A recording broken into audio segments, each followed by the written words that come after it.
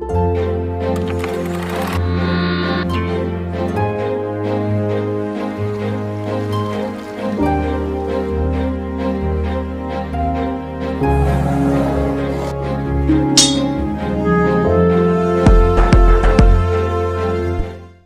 vídeo de hoje, vamos conhecer a história do Império da Etiópia, um império que se desenvolveu dentro do continente africano e que seus descendentes diziam ser da linhagem do rei Salomão e da rainha de Sabá.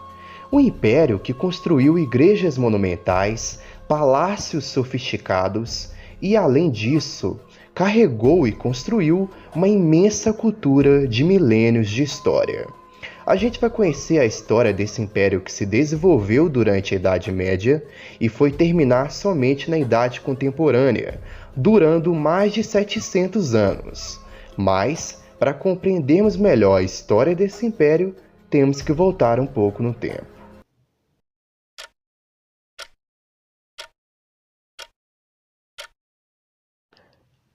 A Etiópia é considerada um dos países mais antigos do mundo e o mais antigo do continente africano. Além disso, no país foi feita a descoberta do fóssil mais antigo de um ancestral humano, que ficou batizado com o nome de Lucy. Segundo os cientistas, ela teria vivido há mais de 3 milhões de anos atrás, e em vista disso, a ocupação do território que conhecemos hoje como sendo a Etiópia data de milhares de anos atrás. A palavra Etiópia é citada na Bíblia diversas vezes, além de ser citada nas obras Ilíada e Odisseia, do poeta grego Homero. Na antiguidade, os egípcios chamavam seus vizinhos da região ao sul de Assuão de etíopes, que significa caras queimadas. Na época greco-romana, a palavra etíope foi sendo utilizada de maneira genérica para se referir aos habitantes desde o sul do Egito, passando por toda a África, até os países em torno do Oceano Índico e a Índia. Durante muitos séculos, a região da Etiópia foi governada por vários reinos e impérios muito poderosos, e após a queda do Império de Aksum no século XI e a ascensão do islamismo, a Etiópia acabou se tornando um reino cristão em declínio e completamente isolado. Entretanto, no ano de 1270, o reino medieval da Abissínia foi fundado pelo príncipe Lecuno Amelak, logo após ele depor o último rei do reino de Zaguer, reino esse que dominava o planalto central da Etiópia. Após depor o rei, ele fundou o Império Etíope.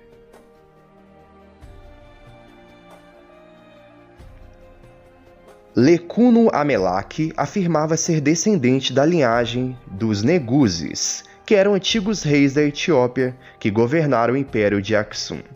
Esses reis diziam ser descendentes do rei Salomão e da rainha de Sabá. Em vista disso, Lecuno Amelak reivindicou seu título de descendente da dinastia salomônica e passou a governar sobre a posse desse título, o que deu início ao Império Etíope, que era governado pela dinastia salomônica. A história conta que certo dia, a rainha de Sabá, um suposto reino que ficava localizado na Península Arábica ou no leste da África, decidiu visitar o rei Salomão em Jerusalém, depois de ouvir de sua grande sabedoria. De acordo com a tradição etíope, eles tiveram um encontro amoroso, cujo fruto desse romance acabou gerando um filho chamado Menelik.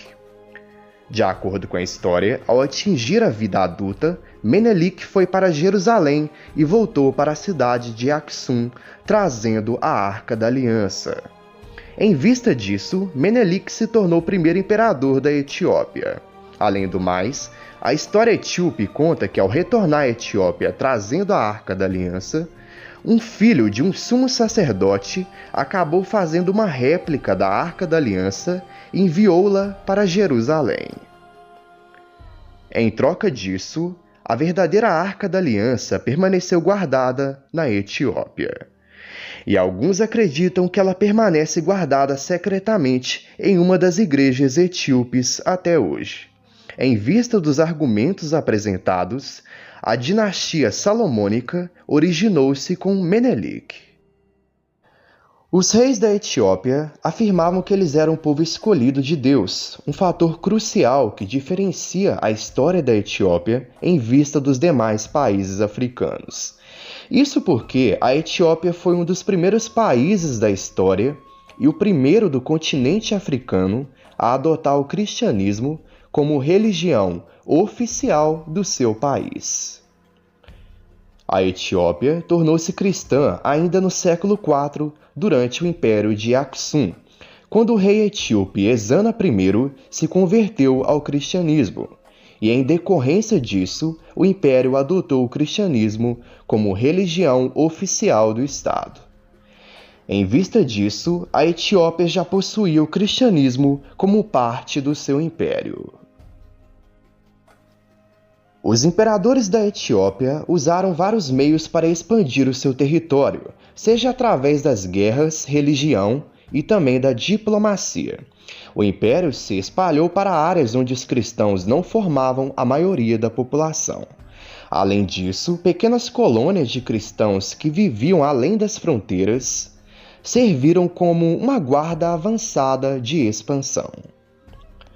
Quando o governante não cristão era derrotado pelo Império Etíope, ele poderia permanecer no seu cargo, porém ele passava a ser um súdito fiel do rei e governava sobre assentamentos cristãos.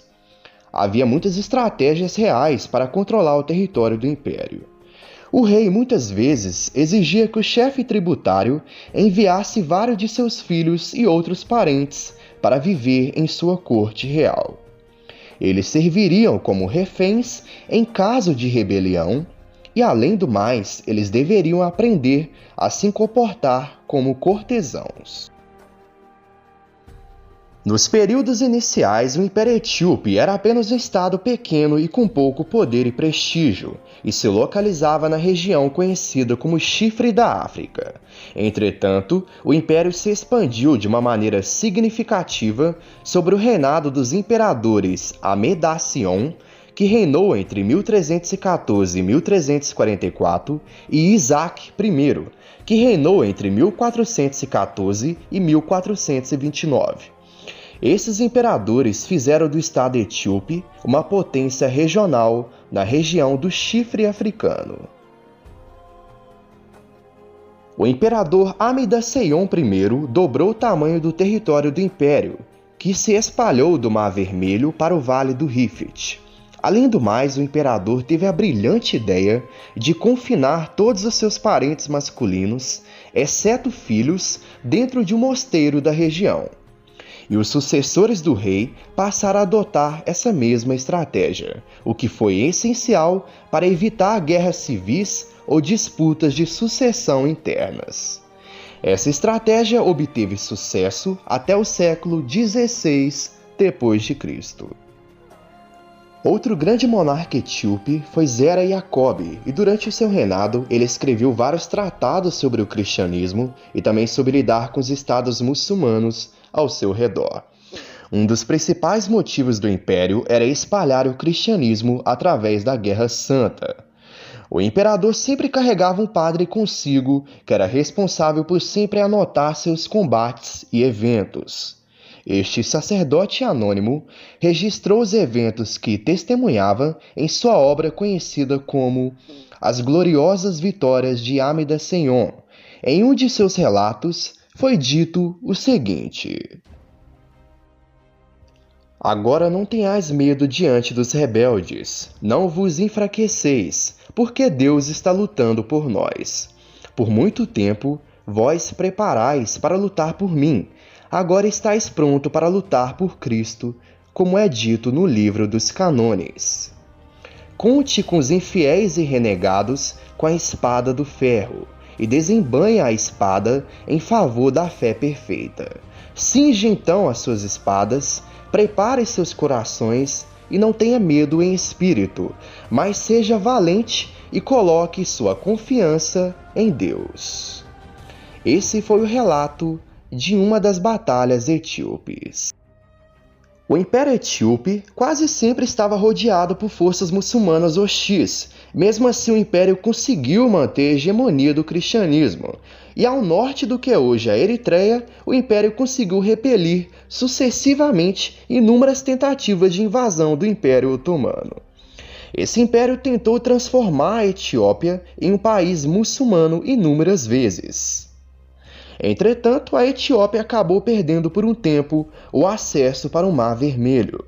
Em vista disso, como uma forma de reação, a Etiópia começou uma larga expansão para o oeste e conquistou as margens do Lago Tana e grande parte do território que é hoje chamado de Simien. Em meados do século XV, o imperador Isaac I foi desafiado a uma batalha pelo sultão do sultanato de Adal, Jamaladin II. Porém, nessa ocasião, o imperador etíope Isaac I acabou morrendo. Nesse mesmo período, o sultanato de Ádia foi invadido pelo Império Etíope, que logo transformou o sultanato em um estado vassalo do seu império.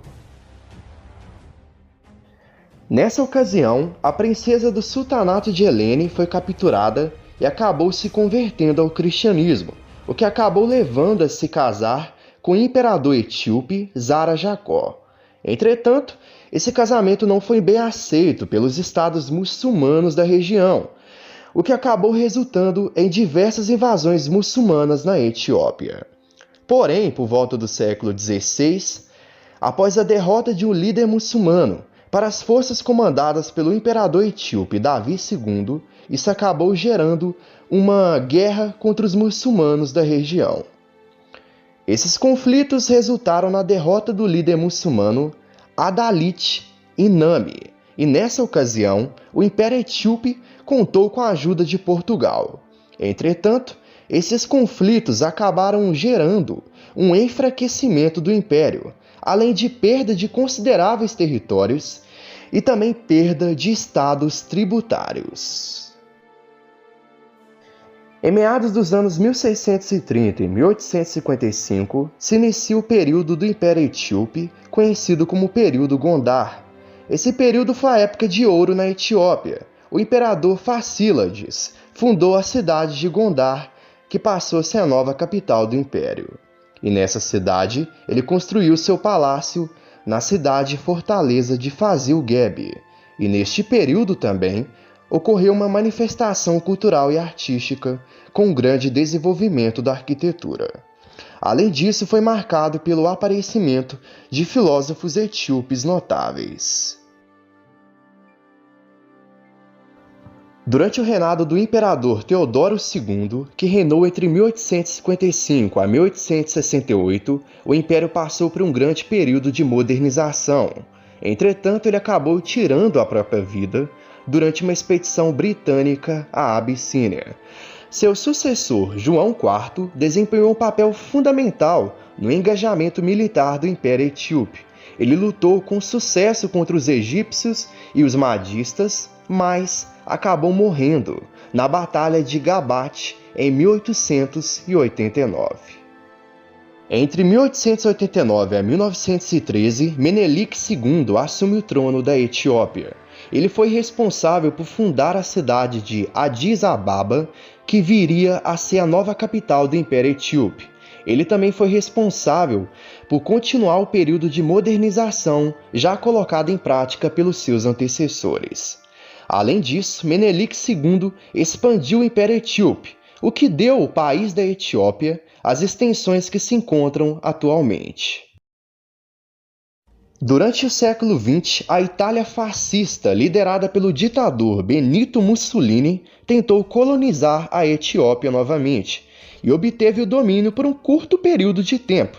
Entretanto, durante a Segunda Guerra Mundial, em 1941, os italianos foram expulsos da Etiópia pelo exército do imperador Haile Selassie, da Etiópia.